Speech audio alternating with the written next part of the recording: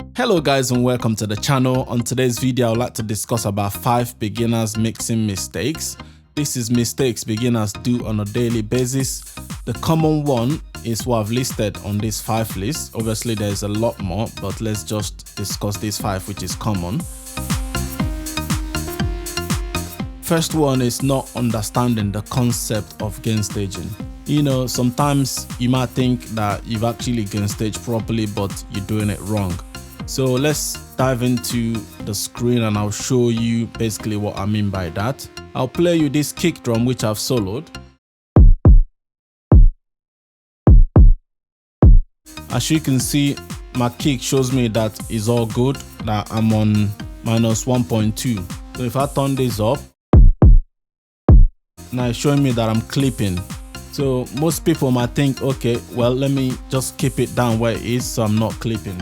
But because this is actually post metering that I'm watching here, the thing is already clipping even before it's hitting that meter.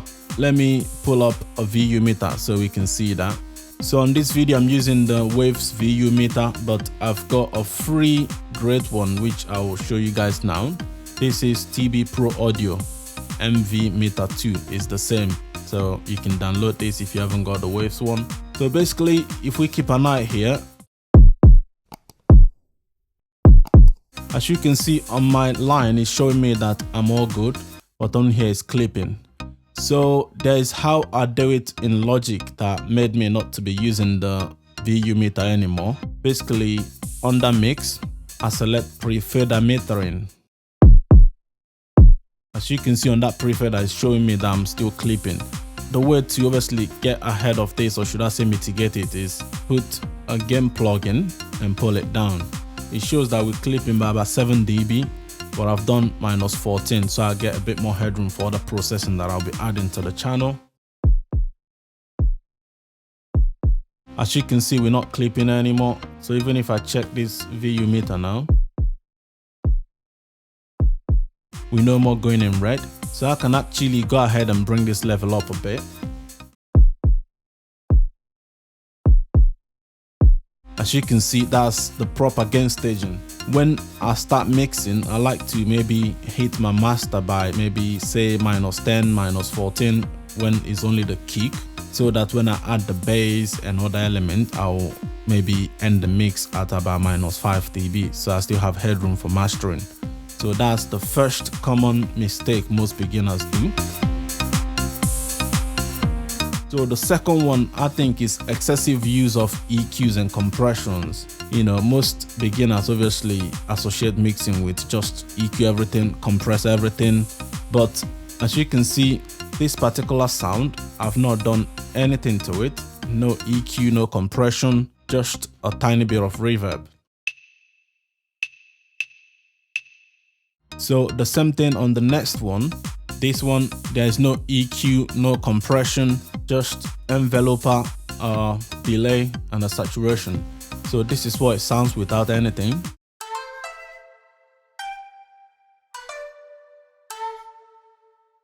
And with the delay, saturation, and the enveloper.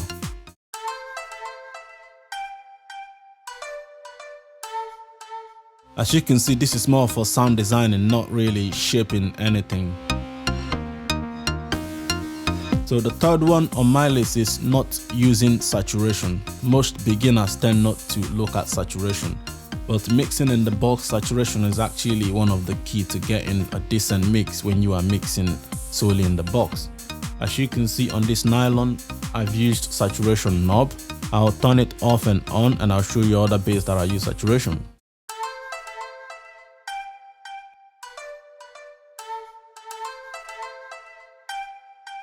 As you can see, lifts it up off the speaker a tiny bit, but little here, little there does make up the whole essence. So on the kick as well, apart from my EQ, enveloper, another EQ, I've also used another saturation plugin. So this one is obviously free, same as the saturation knob. They are both free saturation plugins. Have a listen to the kick with it and without.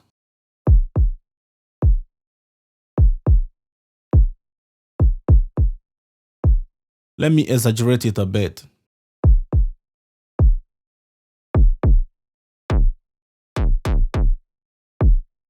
So all these things is just using it to taste, not overdoing it. That's the key to getting a good saturation.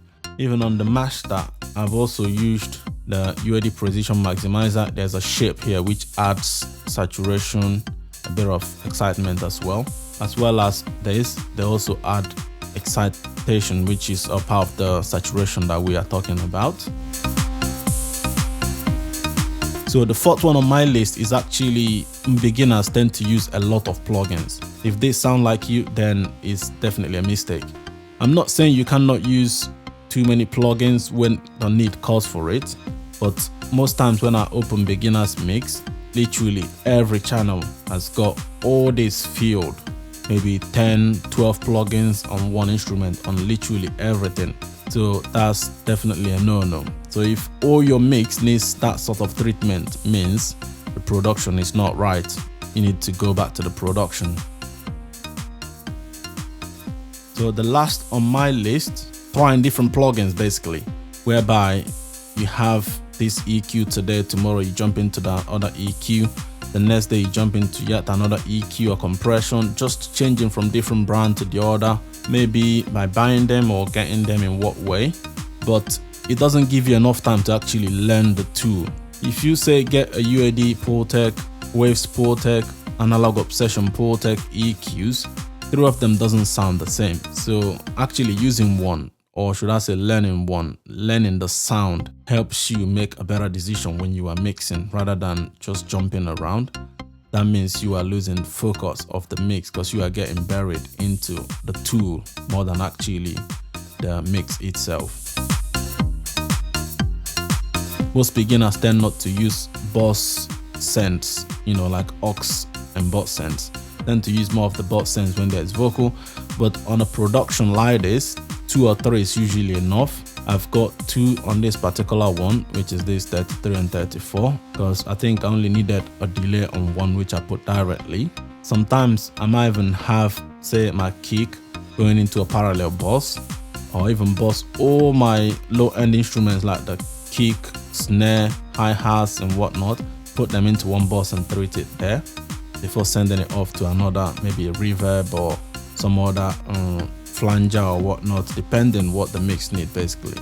Let's say for instance, if you want these particular elements to use same reverb, instead of you pulling all reverb on each instrument one at a time, which will eat into your processor, now you putting it into a bus means they all can still use that without killing your processor. So I hope this video is helpful. If that's the case, give it a thumbs up, and please don't forget to like and subscribe to the channel. I'll see you guys on the next video. Thanks for watching, and bye now.